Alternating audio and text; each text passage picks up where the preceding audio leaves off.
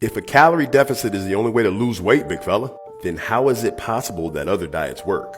Well, you might be surprised when I tell you this, but a caloric deficit, in fact, is not the only way to lose weight, big fella. You can lose weight a lot of different ways. You can dehydrate yourself. You can not eat at all today and the scale will probably go down. You can use the restroom and you'll probably lose weight. And while there are many ways to lose weight, there's only one way to drop fat.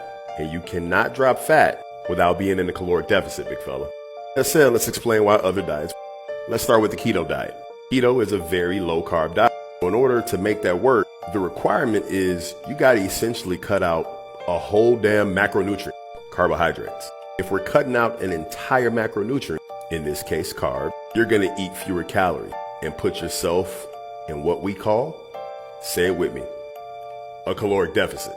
Another popular diet would be intermittent fasting. With intermittent fasting, you're essentially eating within a restricted time frame. Some people skip breakfast entirely. Some people even skip breakfast and lunch depending on their fasting window. With intermittent fasting, you're essentially having 1, maybe 2 meals a day. And if you are limiting the amount of meals you're having per day, you essentially end up having less calories. And what do we call that, boys and girls?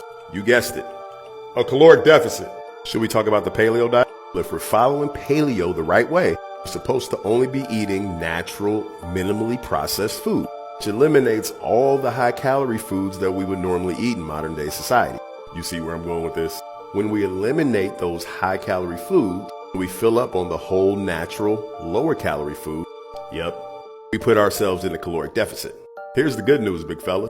When you want to drop fat, you can choose whatever diet your little heart desires. Smart to pick the one that you can actually stick to with consistency and without deviation. However, for any of those diets to work, you must be in a caloric deficit. Follow me for more value.